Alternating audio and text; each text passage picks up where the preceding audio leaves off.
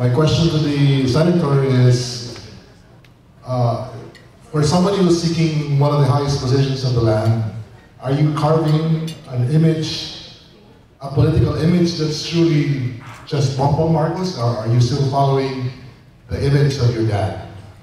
My name is Ferdinand Marcos. It would be futile. And why should I? Because I'm proud of my father, I'm proud of his family.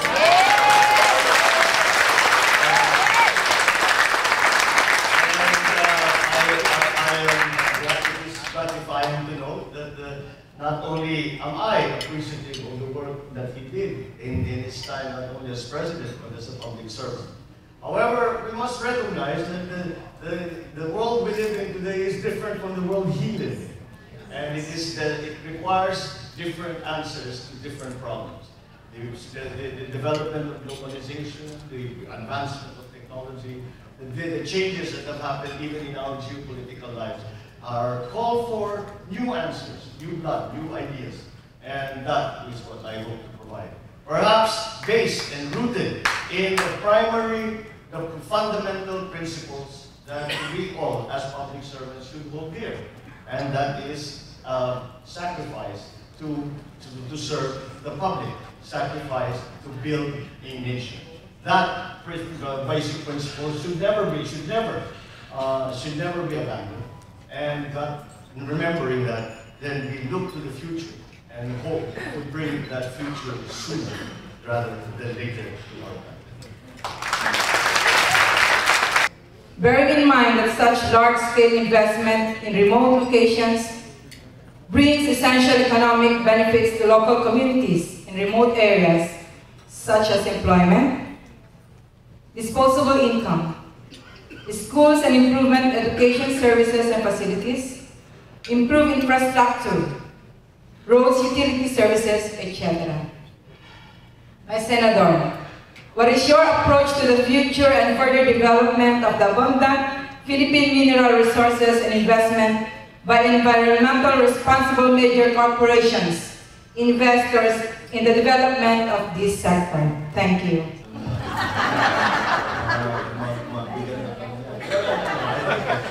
It basically boils down to what is the policy towards mining and the exploitation of the mineral wealth. The identified mineral wealth in the Philippines. We are very well known around the world to have significant reserves of all the different mineral riches that could be exploited. But again, we are all also very familiar with some of the horror stories that we have heard because of irresponsible mining practices. Now, the technology exists for us to be able to exploit these natural resources which God has blessed our country with. And the technology, we know that the technology exists because as we look around the world, we see that this is what is being done. Perhaps we have, I do not think that in the case of the Philippines, that despite the stated policy of government to allow mining once again to flourish in the country, the mechanisms to allow that to happen with an eye to a responsible view in the preservation of the environment and the preservation of the ecology. I think that we have heard the pronouncements that have been made in the past few years.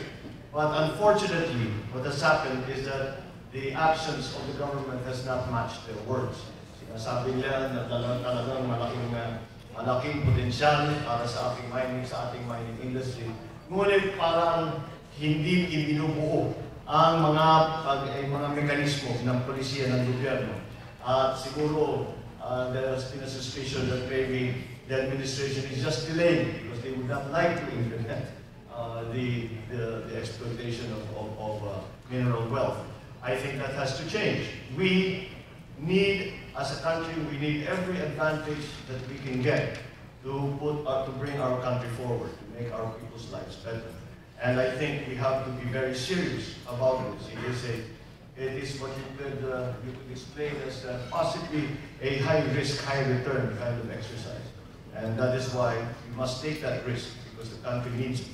but because the country needs that high return, which I speak, but we must minimize that risk, because if we have ruined and we have destroyed the environment, then we have undercut, we have killed the goose that laid the golden egg. It's not an easy process, but it is a process that, although it has been, that many pronouncements we hear say has begun, we have not yet seen that progress. We must accelerate that process.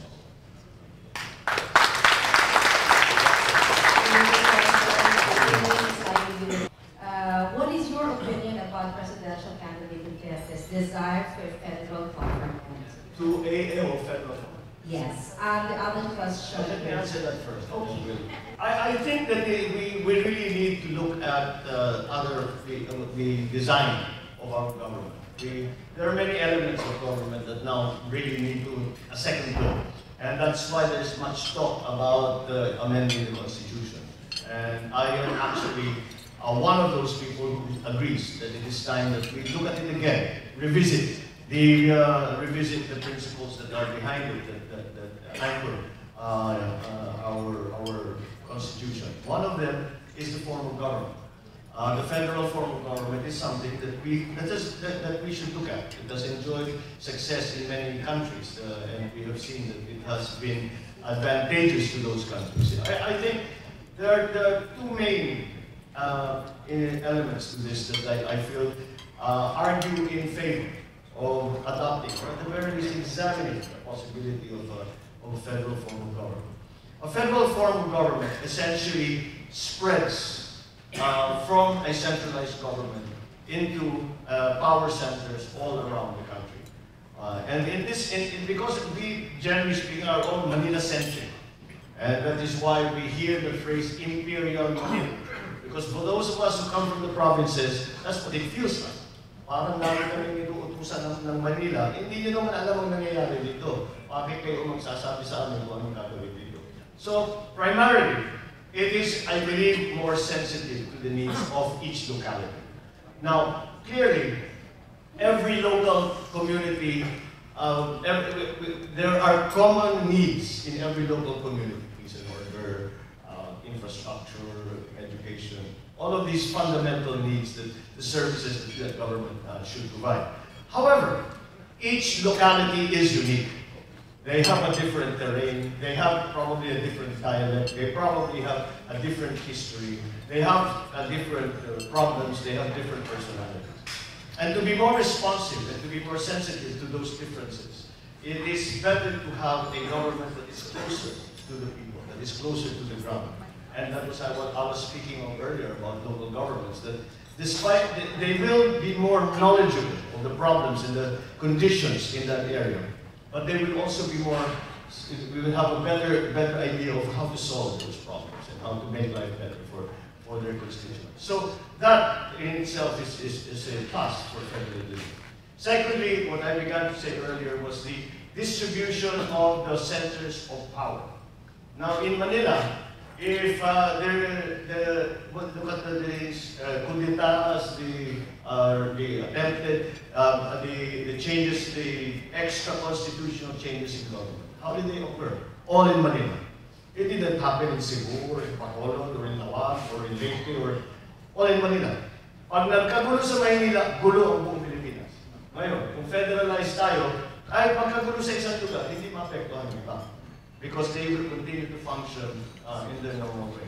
That makes for a more stable political, situation in the country. And stability is always a good thing. So, that is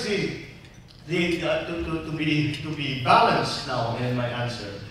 The problems that I see about adopting a federalized form of government are practical ones. Because I know, being a governor myself, and having known most of those governors around the country, how are you going to tell the governor that from now on, you are no longer the head of your area, your political subdivision. It will be somebody else. And the governors are used to having their own kingdom. Dito, akong dito, akong boss dito. Paano mo yung sasabihin? Halimbawa, sasabihin mo, dun sa amin, You try telling my sister, the governor now, that she's now going to be under the thumb of somebody else concerning issues within her own province. And I can apply that to every other governor in the Philippines. So the transition is going to be difficult. But we must, if we decide to do it, and I don't see why we shouldn't, we must find a way. And that is something that I am generally in agreement that it is a good system. It is something at the very least we should begin to study and to talk about. But I am very sensitive to local issues, and that's why I immediately see the difficulty in that transition. But if we, you remember, we already began that, you could call it federalized, when we were electing our assemblymen by region. So we had already begun to move in that way. But circumstances have intervened, and we have returned to the form of government that we had basically from the 1937 Constitution. So that is something that we really should examine, because again, we have seen it successful in many other places, in many other very developed countries, and I do not see why the advantages that they enjoy under that system would not be enjoyed by the Philippines. Thank you for that. So our question is, who would you vote for between you and all the Rotarians who are here in our guests? Just for today. Miriam. She's my running mate. Thank you very much. Not because she's my running mate. I want to explain it. She became my running mate because we agree on many fundamental principles, on many fundamental principles not only of governance but of ideology. And that is why we came together. We have over time, in my time in the Senate, I had grown to know her very well. We have had some, as you can imagine, extremely entertaining conversations. But beyond that, we have had some very serious intellectual conversations. And I have found a kindred spirit when it comes to the approaches to government in Miriam. She would make a terrific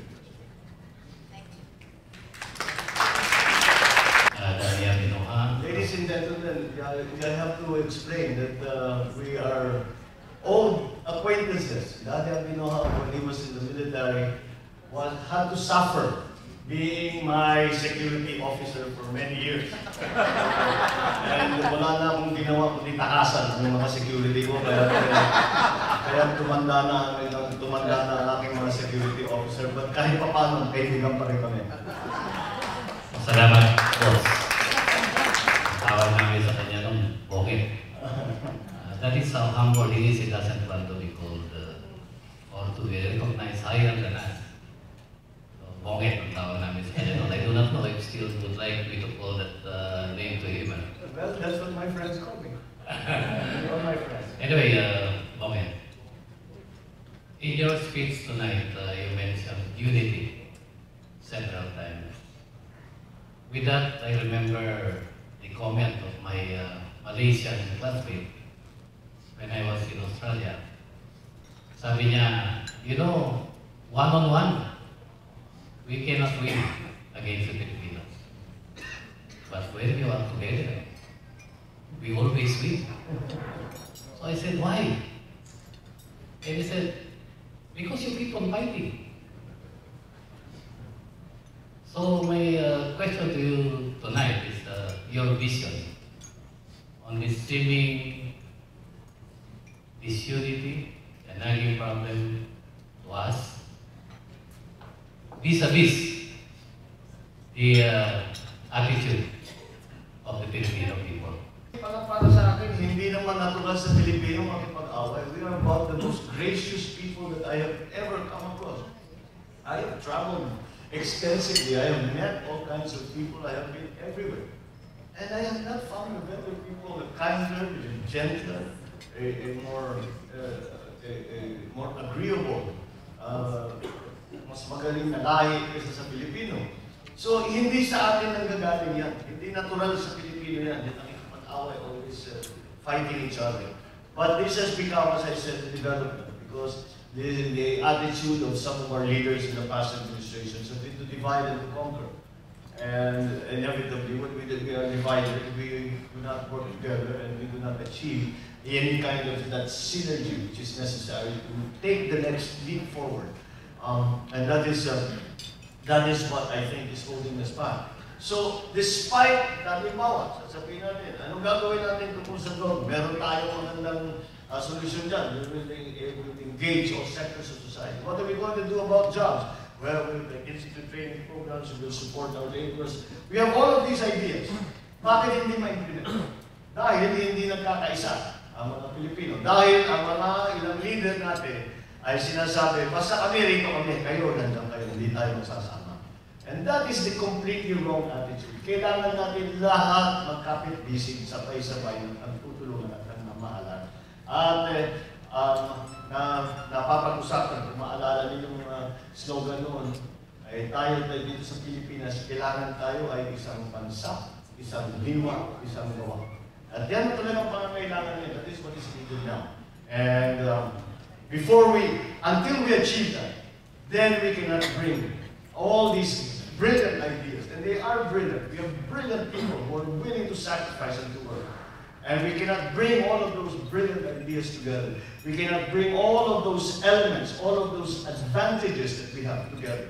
And working in one direction, working in a direction that we have agreed upon to a vision of a better Philippines. So that is the first order of business. And when I speak around the country, sinasabi ko yan. Sinasabi, gawin natin ito isang kilusan. Simulan natin ang isang kilusan na muling ipagkakaisa ang sambayan ng Pilipino. Ito ang tanging paraan na aking nakikita na maramdaman ulit ng taong bayan ang progresibong Pilipinas. And that is something I truly believe in. And of course, we are campaigning now. We will be campaigning for the next 3 months. There will be an election. Beyond that, we still must go back to that idea.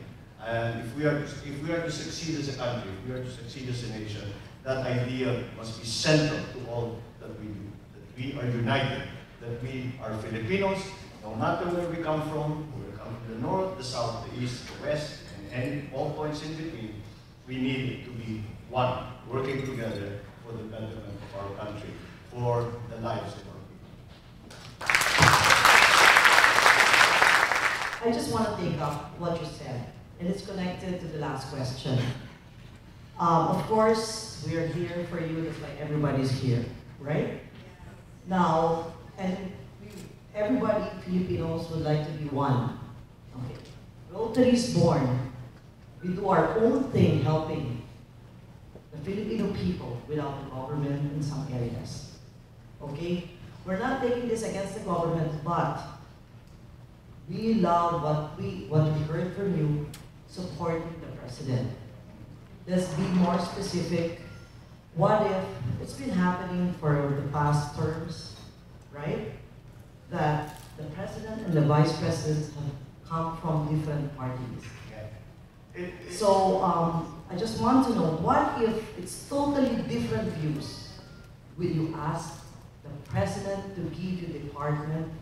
Do you know that you can work on it and excel on it? Or just resign because I don't believe you, you are just one corrupt thing. And just help the people who help you on that. No, that sounds a little too much like giving up. Exactly. We cannot give up. So how can you show that? Because it's always been fight the president. I mean, we all believe in that, but it's just that let's be more specific. It comes with a strange peculiarity in our electoral system. I think we are the only country in the world that has a president and a vice president, but they are elected separately.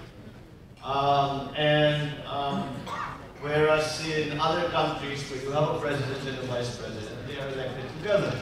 And the reason is clear. It is because they must be of the same mind, of the same idea when it comes to governance. Simply because if the time comes that the president the vice president must take over from the president, there must be a sense of continuity, and there must be a sense of finishing off the work that was begun. But that is not the system that we have, and that's why what has happened with us is that the vice presidency has become a position on its own. It is not dependent on the President. So, kaya siyempre, sasabihin ng Vice President, hindi ko naman kailangan ng tulong mo. Nanalo ako ng mag-isa ko. It was not because of you, not because I was with you that I became Vice President. I won by myself. I was voted in by people for myself, not because I am with you.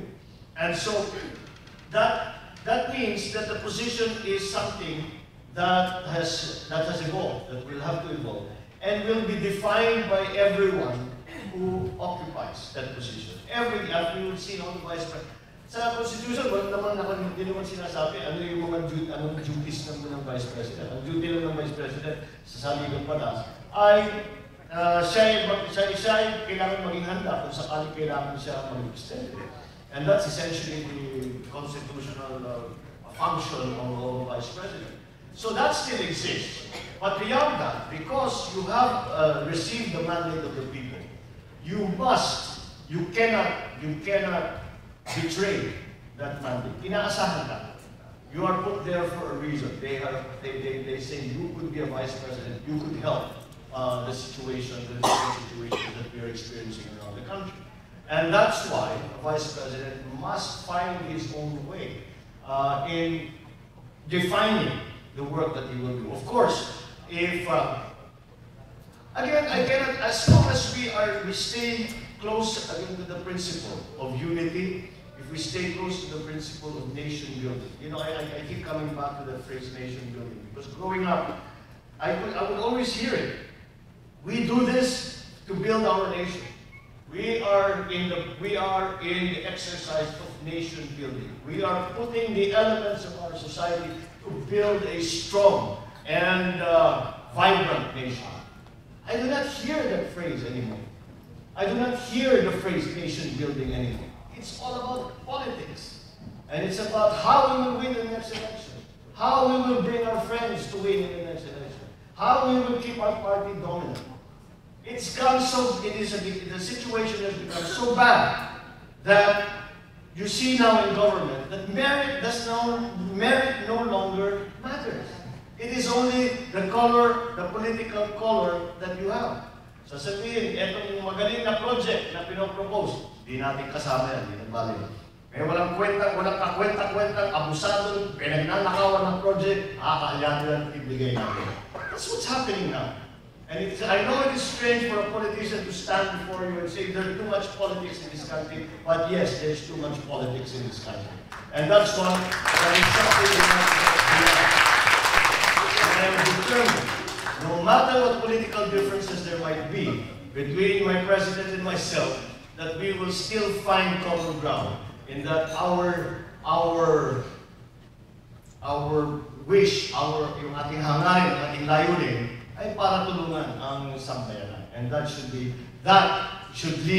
always be the guiding principle. That should always be what motivates everything that you do. So we should put aside politics by May 10. Isantamin na natin yung politika, isipin na natin ano yung magagawa natin para tumulong sa kaunlayan. And that, I think, will be the beginnings of the unity. And once we can see that we are sincere in that, I think that common ground, you will find that common ground, and you will find the working relationship with your president, with the administration, and all the officials in government, and including all the sectors, including the private sector. Most of the vice president na nabibigyan ng task ng ating presidente ay humahawak ng overseas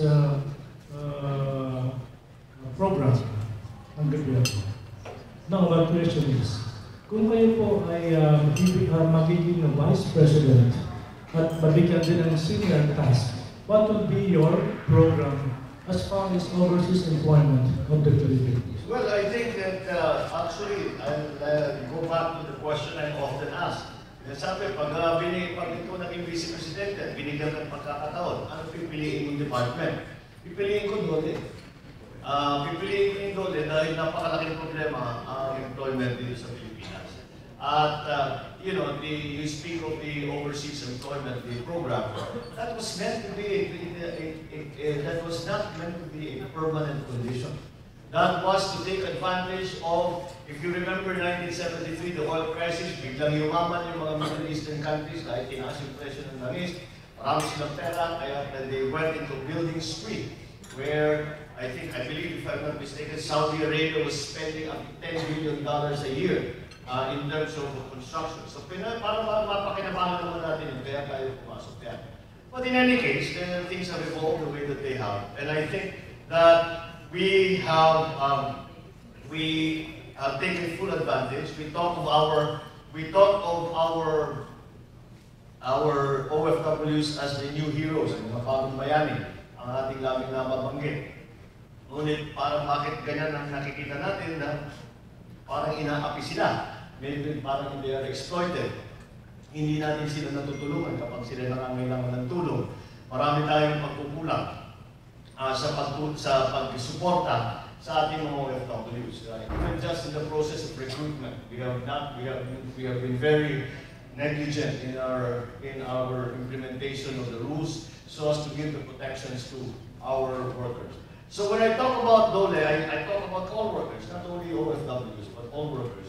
I speak about the protections that our labor code gives to our workers, and those protections and the security of tenure, the security of contract, and all of those things that have been ignored over the past few years.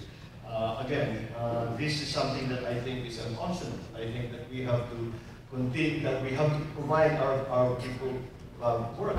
And it is even as a practical matter. Halimbawa, yung mga OFWs, sabihin na lang natin, hindi mo iniintindi ang dignidad ng mga OFW. Hindi importante sa'yo na kapwa Pilipino mo ay naghihirap. As a purely practical matter, they provide what, 24 billion in terms of remittances. They are what, 20% of our economy. And just as a practical matter, forget the sentimental and the loyal emotions that you feel for your countrymen. Let's put that aside and talk merely as practical people. If that's the case, then this is a large success story. And like all of you who are in businesses, you invest in success. You do not invest in failure. This is one of the best success stories that we have seen. The recognition by many countries and big corporations of the quality of the Filipino worker. That's something that we have to encourage, that we have to continue to support. Not only in terms of supporting our workers when they are in need, but also supporting our workers in making them ready to enter the global marketplace. And that is something that we are facing. It is inevitable. It is something that will happen whether we like it or not. ASEAN integration is around the corner. And again, those protections we must provide for our people. But that does not only mean protection in terms of the law, and the implementation of those laws to protect our laborers and our workers, but also to support them in terms of their capability to compete in the global marketplace. That I believe is the role that government should redefine itself to do, and that is why when another reason why I picked the Department of Labor is simply because there is much that can be done without any changes in policy, without any new laws. Just a little better effort, a little better governance, a bit more efficient running of the agencies of government that already exist will bring such great dividends. So kaunti lang pag-nahin lang natin ng konti, marami nang magiging matutulungan, marami nang tayong pagkakanyan. So again, that is something that we have to come back to, and have the compassion and the practicality to realize what is important and what needs government attention and support. Thank you very much, Mr. Senator. I'd like to ask a question. As you know, the Supreme Court has already ruled that the DAB is unconstitutional. And we have heard reports that there are groups of lawyers at this time already preparing cases against President Aquino and Secretary Abad. The minute they step down from power, that some case will be filed against them. What is your take on this? Well,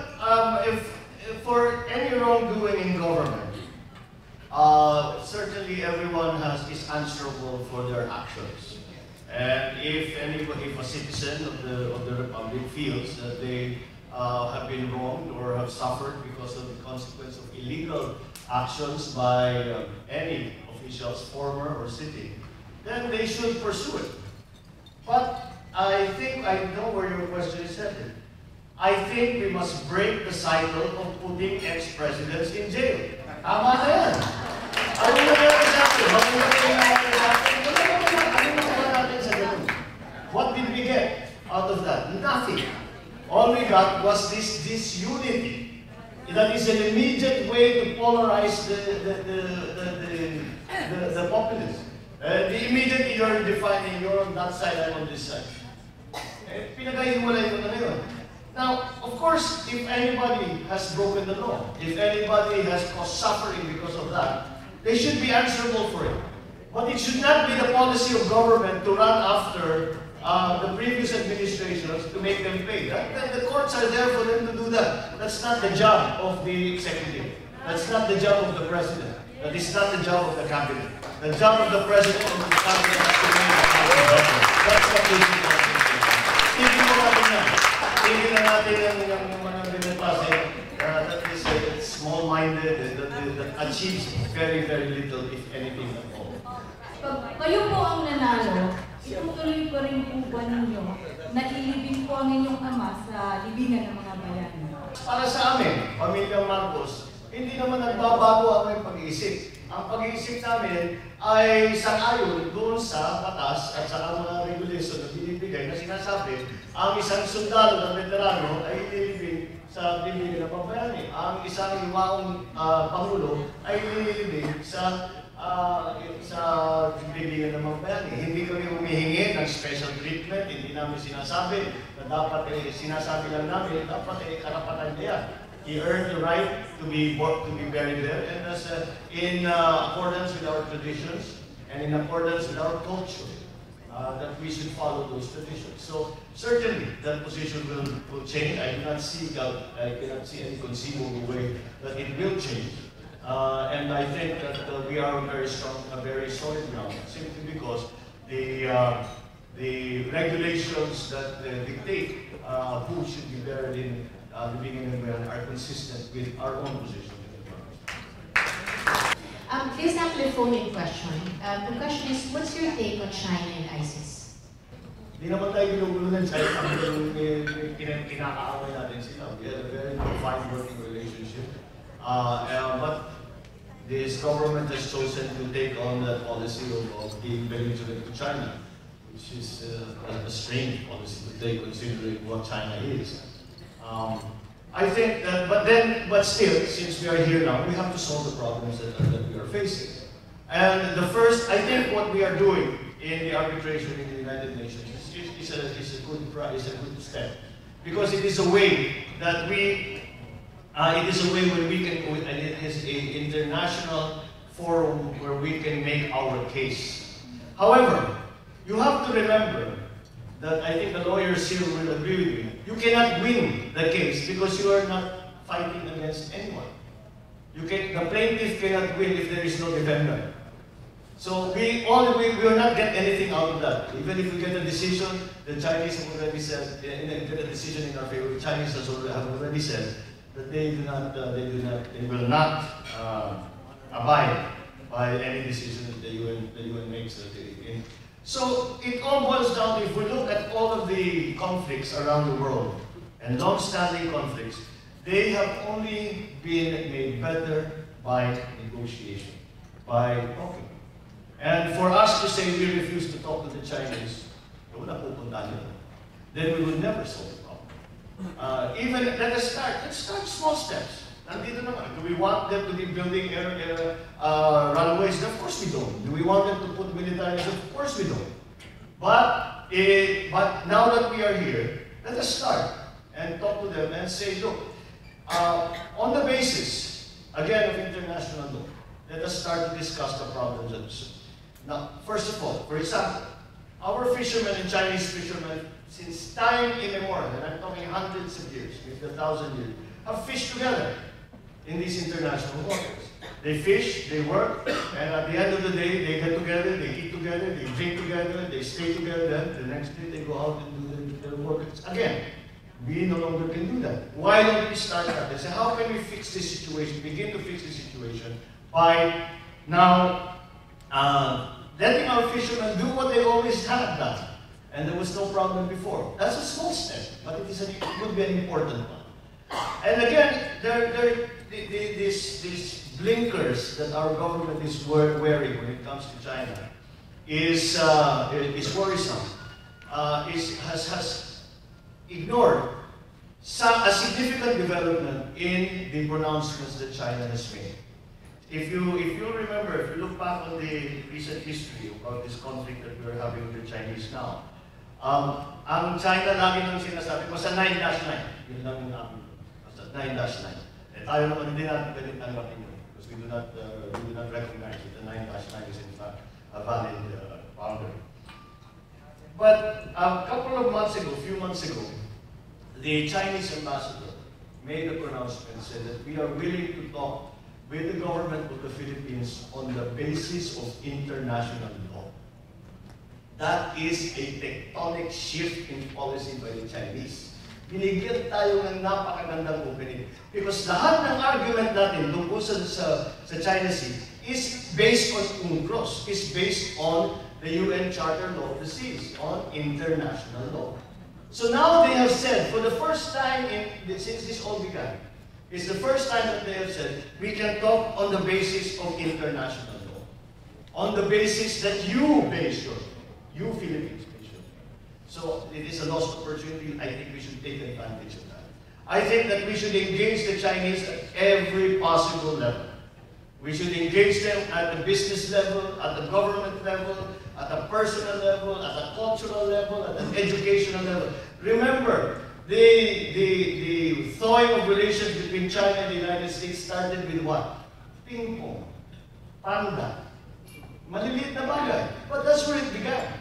And from there, they grew to a party. It ended up Nixon going to Beijing and forming a diplomatic relation with China, which was a good development for not only the United States and China, but for the rest of the world. So that's what we have to do. Start somewhere. There is diplomacy, formal diplomacy. There is G2G. There is negotiante. There is all of these other, we'll send cultural presentation, we'll send. Look, we have an opportunity. The Asian Investment Bank that they are putting, of the 36, I think it's 36 projects, 9 are for the Philippines. And what did we do? We did not join. There are all these opportunities to do something, to start that conversation. Perhaps it will not be solved by one meeting, by even 10 meetings. But you have to start somewhere. You have to start somewhere. And until you start, we will never get to the end, which is a committee, an agreement between the Philippines. Because none of this will be solved unless the representative of the Chinese government sits across from the representative of the Philippine government and they both sign a mutual agreement. That is the end result that we must be shooting for. And that's what we have, that's the process that in my view needs to be started at the very least. Now the second part of the question, these are big questions, is about ISIS. And this is relevant. I am dumbfounded by the constant reports by the administration that there is no ISIS presence in the Philippines. That is simply misleading. If you look at all the videos of the BIFF, they are already displaying that black ISIS flag. They have pledged allegiance. ASD has pledged allegiance to ISIS. BIFF has pledged allegiance to ISIS. And we know what is happening in the Middle East. And so that's why I think this process, the peace process in Muslim Mindanao, really must be continued. Despite whatever happens with the Bangsamoro Basic Law, whatever happens with the Basic Law on the autonomous region, I think that we should never stop peace process. Because if we have some kind of working relationship, or we have a good relationship with our Muslim brothers and sisters. They feel that they are part of the Republic, they are part of society, they are part of the mainstream, that they have opportunities similar, if not exactly the same, to the rest of the Philippines. Then it will be harder for ISIS to penetrate the Philippines. If the opposite is true, we will be leaving ourselves open to these provocateurs who will come in, and as we've seen the horrors that they have brought to the countries, to Syria, to Iraq, to Libya, and of course none of us, nobody, I conceivably would want that to happen here. And I think the key to that is to accelerate the peace process and find the true and lasting peace in Muslim India. That will not be the ultimate, the total solution, but without that, we cannot repel and we cannot protect ourselves from the terrorism. In your country, back and forth for the last 5 years, and just truly amazing experience. Being invited to Palawan by former Mayor Edward Aguilar to do a show for Nat Geo, and falling in love with your country. So I just want to say that it's amazing. The one statement that you said tonight, unity for the Filipino people, so that the Philippines can be recognized all around the world. That's the key, and I hope that you are elected Vice President to achieve that goal. That's all I want to say. We should accelerate your citizenship. Anyway,